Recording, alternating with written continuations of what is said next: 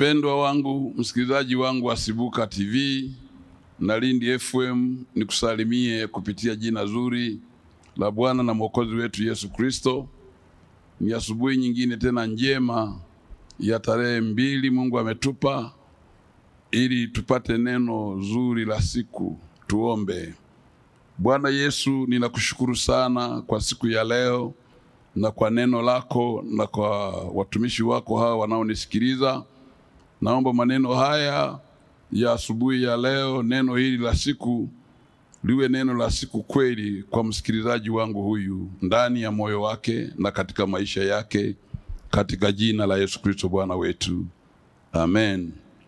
Leo nataka niseme tu juu ya mwanamke mmoja, Hana, siri ya mafanikio ya mwanamke Hana aliyekuwa mkewe Elikana.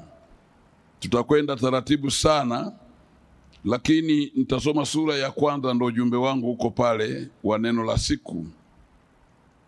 Palikuwa na mtu mmoja wa Rama Msufi wa nchi ya milima ya Efraimu, jina lake akiitwa Elikana mwana wa Yerohamu, mwana wa Elimu, mwana wa Tosh, mwana wa Sufu Mwefraimu. Naye alikuwa na wake wawili, jina lake mmoja akiitwa Hana na jina lake wa pili akiitwa Penina. Naye huyo Penina alikuwa na watoto, lakini Hana hakuwa na watoto. Na mtu huyo alikuwa akikwea kutoka mjini kwake mwaka kwa mwaka ili kuabudu na kumtolea Bwana wa majeshi dhabihu katika Shilo. Na wale wana wawili wa Eli, Hofni na Finiasi, makuhani wa Bwana, walikuwako huko. Hata siku ile ilipofika, Elikana alipotoa dhabihu kumpa mkewe Penina sehemu, akawapa na watoto wake wote waume kwa wake sehemu zao, lakini Hana humpa sehemu mara mbili. Maana alimpenda Hana, ingawa Bwana alikuwa amemfunga tumbo. Ingawa Hana alikuwa amemfunga tumbo. Mstari wa 6, ila mwenzake umchokoza sana hata kumsikitisha, kwa sababu Bwana alikuwa amemfunga tumbo. Kwa hiyo siri ya Hana ndio nataka kuizungumza sana, kwamba Hana alikuwa ni mtu au ni mwanamke amchaye Mungu. Hana alikuwa ndiye mke wa kwanza kwa Elikana, na hata alipoona mume wake ameyumba kwa sababu Hana amechelewa kuzaa, unaona, bado Hana hakuiacha ndoa yake. Aliendelea kudumu kuwa mwaminifu tu mbele za Mungu, unaona, na kuwa mwaminifu kwa mume wake.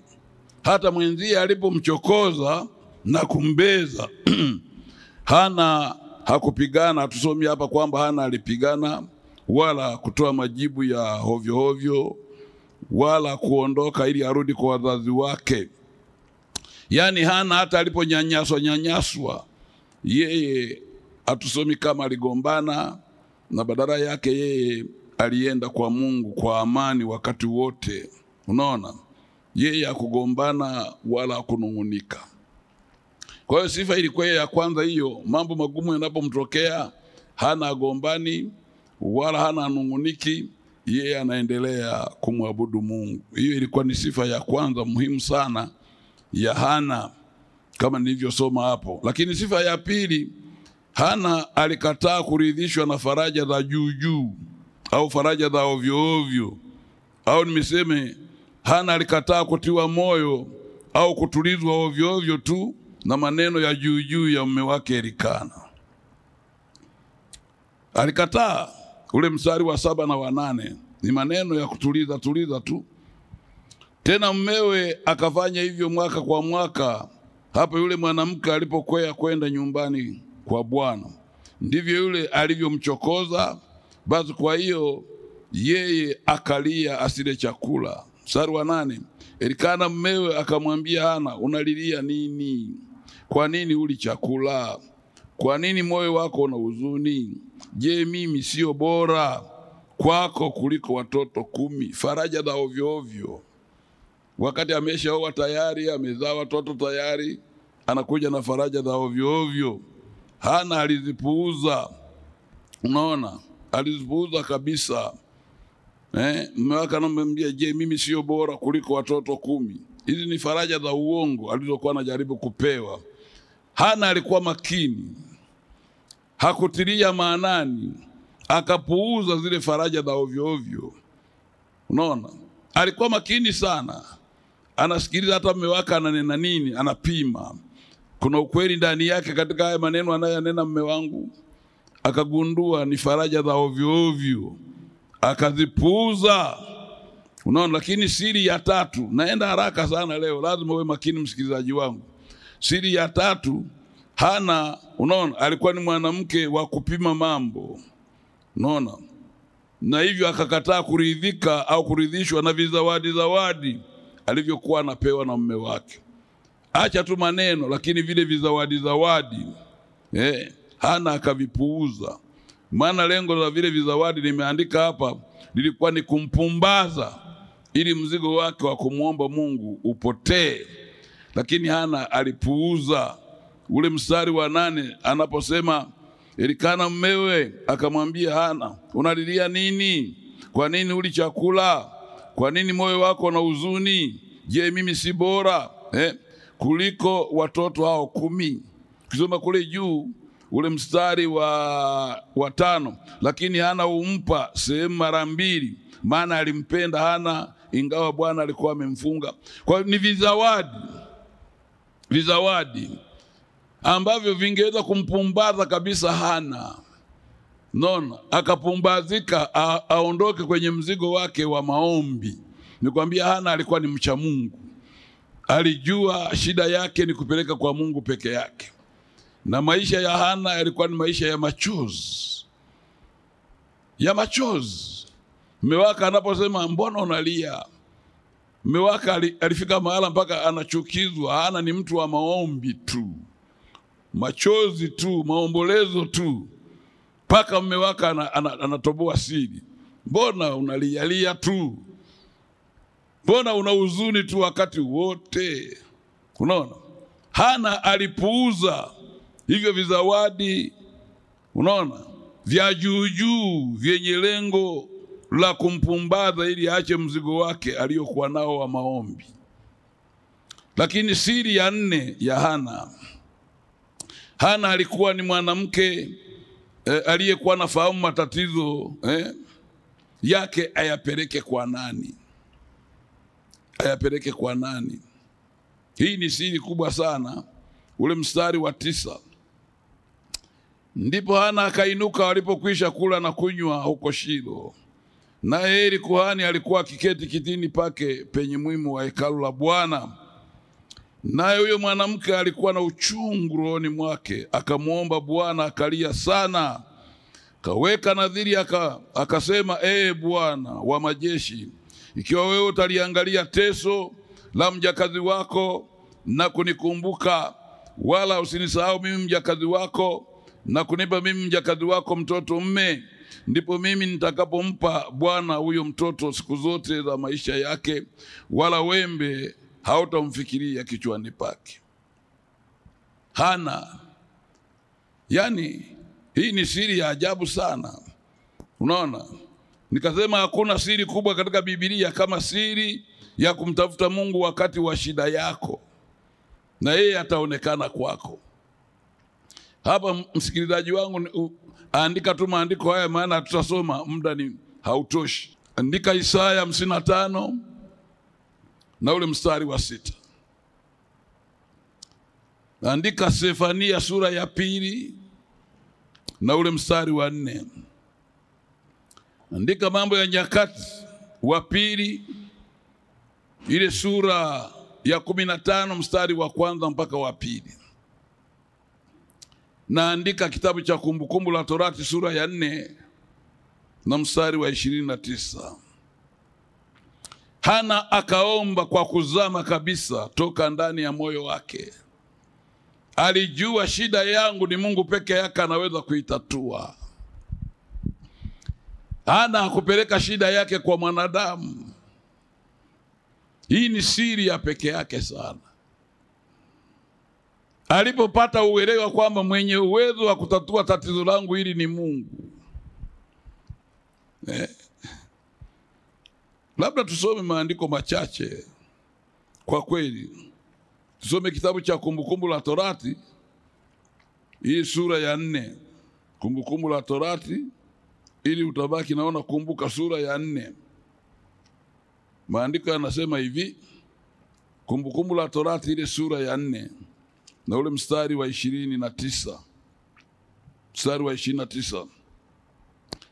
Lakini huko kama mkimtafuta Bwana Mungu wako utampata, ukimtafuta kwa moyo wako wote na roho yako yote. Ukimtafuta lazima utampata, lazima utampata. Na Hana anakuja kumtafuta Mungu hapa kwa moyo wake wote, roho yake kabisa ameimwaga. Alijua mahala pa kupeleka shida zake ni kwa Mungu peke yake. Na maandiko yananibariki, yananifurahisha. Hana akampata Bwana. Hii ni siri ya ajabu sana ya 4 aliyokuwa nayo Hana. Nikuongezee na Isaya ile sura ya 55. Isaya ile sura ya 55, maana ndani ya moyo wangu, ngoja nisiruke tu haya maandiko sana, yatakusaidia sana we mtazamaji wangu. Isaya sura ile ya 55 na ule mstari 1 wa 6. 55 ule mstari wa 6. Sema, mtafuteni Bwana maadamu anapatikana, mwiteni maadamu yu karibu. Hana alijua hii siri ya kumtafuta Bwana, alijua Bwana anapatikana. Unaona? Lakini siri ya 5 ya Hana. Hana alikuwa ni mwanamke aliyekuwa na maono katika maombi yake. Yaani haya maombi ya Hana yana maono makubwa sana ndani yake. Na Hana tunaona ya kwamba katika maombi yake ana maono makubwa, au kipaumbele kikubwa ni Mungu. Yeye hajiweki pale. Ni mambo ya ajabu sana maombi ya Hana. Sikiliza anavyoomba. Anaomba hivi, ule mstari wa 11. Akaweka nadhiri akasema, Bwana wa majeshi, ikiwa wewe utaliangalia teso la mjakazi wako moja na kunikumbuka, wala usinisahau mimi mjakazi wako, na kunipa mimi mjakazi wako mtoto mume, ndipo mimi nitakapompa Bwana huyo mtoto siku zote za maisha yake, wala wembe hautamfikiria kichwani pake. Haya ni maono makubwa. Yamkini Hana alipokuwa anakwenda kuabudu kila wakati, anamuona kuhani Eli amezeeka, anawaona na wale watoto wa Eli wanaenda ndivyo sivyo ndani ya nyumba ya Mungu. Ndani ya moyo wake akawa anatamani azae mtoto wa kiume, ili amuweke ndani ya nyumba ile, ili yule mtoto atumike vizuri na kwa ubora.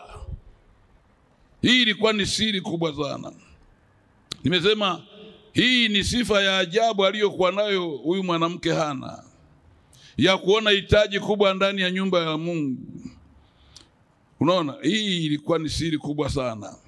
Na nimesema kuona mapungufu ndani ya nyumba ya Mungu na kujitolea kuyaondoa, hii ni sifa ya pekee sana kwa kila mwanamke au mwanaume ambaye atakuja mbele za Mungu kwa machozi. Kuona mapungufu ndani ya nyumba ya Mungu na ukawaza namna ya kuyatatua yale mapungufu ni sifa kubwa sana, tena sana, kwa mwanaume na mwanamke. Sio nakuja tu kukaa kwenye viti, sio nakuja tu kukaa hekaluni, unaona, kupiga makofi na kuimba pambio. Lakini Hana alikuwa na maono, akawa na mzigo ndani ya moyo wake. Laiti ningepata mimi mtoto wa kiume. Huyu mzee amechoka, amezeeka, hata anaposimama kuhubiri analala hapo hapo. Na watoto wake wamekuwa wapagani tu humu ndani ya nyumba ya Mungu. Laiti Mungu ungenipa mimi mtoto wa kiume, ningemfundisha nikamweka awe ndani ya nyumba hii. Na anasema hata nywele zake sitazinyoa. Yale ni maombi ambayo Mungu aliyafurahia sana. Mungu aliyafurahia sana. Akamtanguliza Mungu. Hana ubinafsi. Hana roho ya kutaka na yeye atambe mbele ya Penina. Anataka Mungu atukuzwe. Anataka Mungu ainuliwe. Anataka Mungu apate mtumishi. Yalikuwa ni maneno mazito. Yalikuwa ni maneno ya ajabu. Yalikuwa ni maneno ambayo ukiyatafakari unajifunza huyu mwanamke ni wa namna gani. Sifa ya kumpa Mungu kipaumbele. Sifa ya kumtanguliza Mungu mbele. Alikuwa nayo mwanamke huyu Hana. Ni mambo ya ajabu na ya pekee sana. Lakini sifa ya 6, Hana alikuwa ni mwanamke aliyewaheshimu sana watumishi wa Mungu. Na kama hakuwawazia mabaya hata waliponena maneno mazito sana ya kumvunja yeye moyo. Unajua maneno aliyoyanena Eli kwa mshirika mwingine, anafunga virago na kuhama lile kanisa. Ule mstari wa 12, ikawa hapo alipodumu kuomba mbele za Bwana, Eli akamwangalia kinywa chake. Basi Hana alikuwa akinena moyoni mwake, midomo yake tu ilionekana kama anena, sauti yake sisikiwe. Kwa hiyo huyo Eli akamdhania kuwa amelewa. Ndipo mstari wa 14, Eli akamwambia Hana, je, utakuwa mlevi hata lini? Chilia mbali divai yako. Eli alikuwa amezoea kuona watu wengine ni walevi, wanakuja kudhihaki tu ndani ya nyumba ya Mungu. Wananena tu vitu visivyoeleweka. Kwa hiyo Eli akamkemea Hana. Unaona? Mbona unanena kama mmoja watu walevi tu hapa? Unapoteza muda hapa. Unaleta ulevi wako hapa. Haya ni maneno. Kama Hana angekuwa hana tabia ya kuwaheshimu watumishi wa Mungu, Hana hapa ndo ulikuwa mwisho wa kuabudu ndani ya kanisa hili kabisa. Angefunga virago na kuondoka kabisa kabisa. Hii sifa ya 6 ni ya muhimu sana. Ya 6 ni ya muhimu sana. Unaona? Kuitwa mlevi wakati wewe umezama kwenye maombi, hili sio jambo la mchezo. Sio jambo la mchezo. Hana nimemfananisha na mwanamke mmoja katika kitabu cha Mathayo ile sura ya 15. Nimemfananisha na huyu mwanamke sana. Ile Mathayo sura ya 15. Hana nimemfananisha na huyu mwanamke sana Mkananayo. Ule mstari wa 21. Yesu akaondoka huko akaenda kando pande za Tiro na Sidoni. Na tazama mwanamke Mkananayo wa mipaka ile akatokea, akampazia sauti akisema, unirehemu Bwana, mwana wa Daudi, binti yangu amepagawa sana na pepo. Wala Yesu hakumjibu neno. Nao wanafunzi wake wakamwendea wakamuomba wakisema, mwache aende zake kwa maana anapiga kelele nyuma yetu. Yesu naye akajibu akasema, sikutumwa ila kwa kondoo waliopotewa nyumba ya Israeli. Yule mwanamke akaja akamsujudia akisema, Bwana unisaidie. Sikiza mstari wa 26. Yesu akajibu akasema, si vema kukitwaa chakula cha watoto na kuwatupia mbwa. Yule mwanamke akasema, ndiyo Bwana, lakini hata mbwa hula makombo yaangukayo mezani pa bwana zao. Ndipo Yesu akajibu akamwambia, mama, imani yako ni kubwa, na iwe kwako kama unavyotaka. Binti yake akapona tangu saa ile ile. Haya ni maneno ambayo yani ukiyasikia yananenwa na yule mtu uliyepeleka hitaji lako, ili amewekwa pale na Mungu kwa niaba yako. Ni maneno ya kukatisha tamaa kabisa. Hana kukata tamaa kwa sababu alijua kuhani ni mtumishi wa Mungu. amepitiwa tu, labda yeye sio malaika. Kama ambavyo mwanamke Mkananayo, pamoja na maelezo yote ya Yesu ya mwanzoni, yeye ndiye alikaza uzi, na tunaona matokeo yake. Unaona? Yani ni ajabu sana, kwa nini Hana hakumwazia Eli kwa upumbavu, au kwa nini Hana hakukwazika kwa majibu ya kuhani Eli? Tuna washirika wanaokwazika tu kwa vineno vidogo, lakini Hana akawa ni mwanamke asiyekwazika. Ni mwanamke aliyempa heshima ya hali ya juu mtumishi wa Mungu Eli kuhani.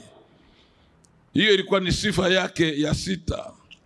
Sifa ya 7 ya mwanamke Hana aliyaamini na kuyathamini na kuyatendea kazi matamko aliyotamkiwa na mtumishi wa Mungu Eli.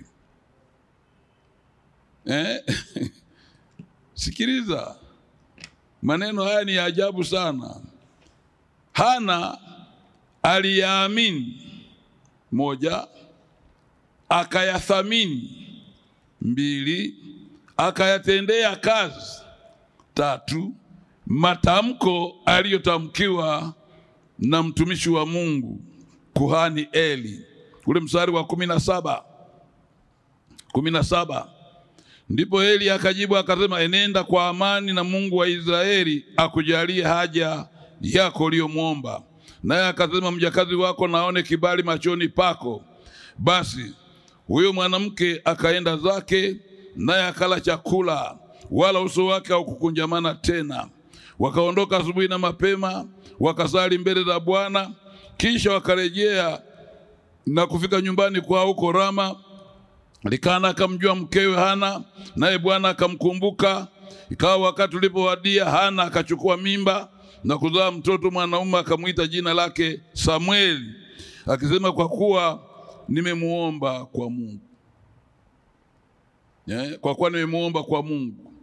Aliyathamini sana matamko ya utumishi wa Mungu, kama Yehoshafati katika sura ile ya 20, Nyakati wa Pili sura ile ya 20 na ule mstari wa 20.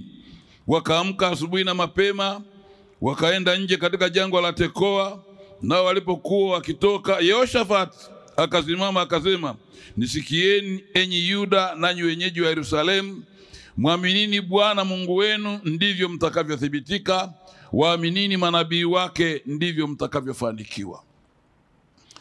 Kwa hiyo hii ni sifa ya 7 aliyokuwa nayo Hana, ya kuyaamini, kuyathamini na kuyatendea kazi matamko aliyotamkiwa na mtumishi wa Mungu kuhani Eli. Biblia inasema uso wake haukukunjamana tena. Kuhani Eli alitamka tu. Hana kwa sababu alimthamini, alimheshimu, akanyanyuka na akajua jibu langu nimepata, uso wake haukukunjamana tena. Hii ni sifa ya ajabu sana kwa kuona unayenisikiliza. Ukisikiliza maneno ya utumishi wa Mungu, ukayaamini, ukayathamini, ukayatendea kazi, tayari muujiza wako unatokea. Sio kuhoji. Unaona? Sifa ya 8 ya Hana, alikuwa na mwanamke aliyetimiza nadhiri. Unaona? Nadhiri hii ni jambo la ajabu sana. Samueli wa kwanza ile sura ya 1, tuangalie ule mstari wa 21. Ule mstari wa 21 unasema hivi: kisha yule mtu Elikana na watu wote wa nyumbani mwake wakakwea kwenda kumtolea Bwana dhabihu ya mwaka na nadhiri zake, bali Hana hakukwea, maana alimwambia mumewe, sitakwea mimi hata mtoto wangu atakapoachishwa maziwa. Hapo ndipo nitakapomleta ili ahudhurie mbele za Bwana, akae huko daima. Elikana mumewe akamwambia, haya, fanya uyaonayo vema. Ngoja hata utakapomwachisha maziwa, Bwana na alithibitishe neno lake tu. Basi yule mwanamke akangoja, akamnyonyesha mtoto wake hata alipokwisha kumwachisha maziwa. Akamchukua akampeleka hekaluni, katimiza nadhiri zake au akatimiza kiapo chake. Hili ni eneo ambalo kitabu cha Mhubiri kinasema, Mhubiri ile sura ya 5 mstari wa 5, Mhubiri sura ya 5 na maneno yako pale yanasema, watu wengi tunajisahau sana hapa. Anasema mambo mengi wakati anapokuwa kwenye mahitaji mbele za Mungu, lakini akishafanikiwa tu anasahau. Unaona? Lakini Mhubiri 5 ule mstari wa 5 ule mstari wa 5 sema, ni afadhali usiweke nadhiri kuliko kuiweka usiiondoe. Ni afadhali usiweke nadhiri kuliko kuweka nadhiri alafu usiiondoe. Hana akaenda kuondoa nadhiri yake. Una nadhiri ngapi wewe msikilizaji wangu ambazo umeweka mbele za Mungu? Je, umeziondoa zote? Au lilipofanikiwa tu na sababu zikaongezeka? Sababu, sifa nyingine, ngoja nikuongezee mstari mmoja hapo tena mwingine mzuri wa Zaburi ya 116. Zaburi ya 116. Kuna mstari mzuri na wenyewe nimetaka uelewe hapo. Ule mstari wa 14. Mwandishi huyu ni Daudi anasema, nitaziondoa nadhiri zangu kwa Bwana na mbele ya watu wake wote. Aliazimia kuziondoa nadhiri zake zote mbele za Bwana. Mstari wa 18, nitaziondoa nadhiri zangu kwa Bwana na mbele ya watu wake wote. Mtu makini atazingatia kuondoa nadhiri alizoziweka mbele za Mungu, tena sio kimya kimya mbele ya watu. Hana akaenda kutoa nadhiri zake zote hekaluni. Sifa ya 9. Unaona? Hana alikuwa ni mwanamke wa ibada. Hana alikuwa ni mwanamke wa ibada. Sura ile ya kitabu cha Samueli, sura ya 1, kitabu cha Samueli, sura ya 1 ule mstari wa 28, mstari wa 27 na 28. Naliomba nipewe mtoto huyu, Bwana akanipa dua yangu niliyomuomba. Kwa sababu hiyo mimi nami nimempa Bwana mtoto huyu, wakati wote atakao kuwa hai amepewa Bwana. Naye akamwabudu Bwana huko. Alikuwa mtu wa ibada, penda kuabudu.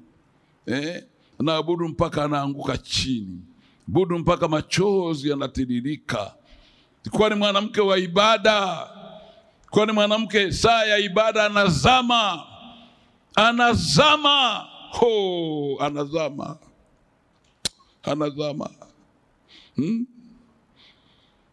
Sifa ya 10 sina haja ya kuielezea sana. Ukisoma sura ya 2 ya kitabu cha Samueli wa 1, Hana alikuwa ni mwanamke aliyejaa moyo wa shukrani mbele za Mungu. Sura ile ameanza kwa kuinua mikono yake na kumwadhimisha Mungu kwa kuzama. Mwanamke wa ajabu ambaye natamani asubuhi ya leo tunapojifunza habari hizi uwe na vitu ambavyo utakuwa umevipokea kupitia Hana. Uwe mwanamke wa kuzama, uwe baba wa kuzama, uwe baba wa maombi ya kuzama, kuabudu, kusujudu. Uwe baba wa kuziondoa nadhiri zako. Unaona? Uwe baba wa maombi ya kina. Uwe baba wa kuthamini watumishi wa Mungu na kuyaamini matamko wanayoyatamka. Unapokwenda siku ya leo kuianza, Hana awe ni mfano wa wewe kujifunza na namna ya kusimama hata kama unapita kwenye dhiki na dhoruba na kejeli. Hata kama unaahidiwa faraja za ovyo ovyo na vizawadi vya ovyo ovyo. Hana alikataa kuridhishwa na vifaraja vya ovyo ovyo wala vizawadi vya ovyo ovyo. Lakini Hana alimpa Mungu kipaumbele katika maisha yake. Hebu funika macho yako nikuombee. Mungu, Hana ni mwanamke anayetupa somo kubwa. Nami umeliweka ndani ya moyo wangu asubuhi ya leo nimwambie msikilizaji wangu huyu. Hebu mjalie macho ya moyo wake kutiwa nuru. Anapopita kati ya kudharauliwa na kukejeliwa, yeye akutazame wewe kama Hana alivyokutazama wewe. Anapoahidiwa vizawadi vya juu juu na faraja za juu juu wakati tatizo lake limesimama, yeye avipuuze hivyo, azame kukuangalia wewe. Bwana ajifunze sana namna ya kuleta na kuugua mbele zako shida zake alizo nazo kwa kuzama kabisa. Akutafute wewe maadamu unapatikana. Lakini pia mjalie kuwathamini na kuwaheshimu watumishi wako.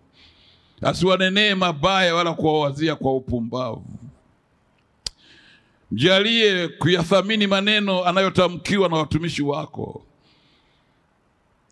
Ayatende, ataona matokeo yake.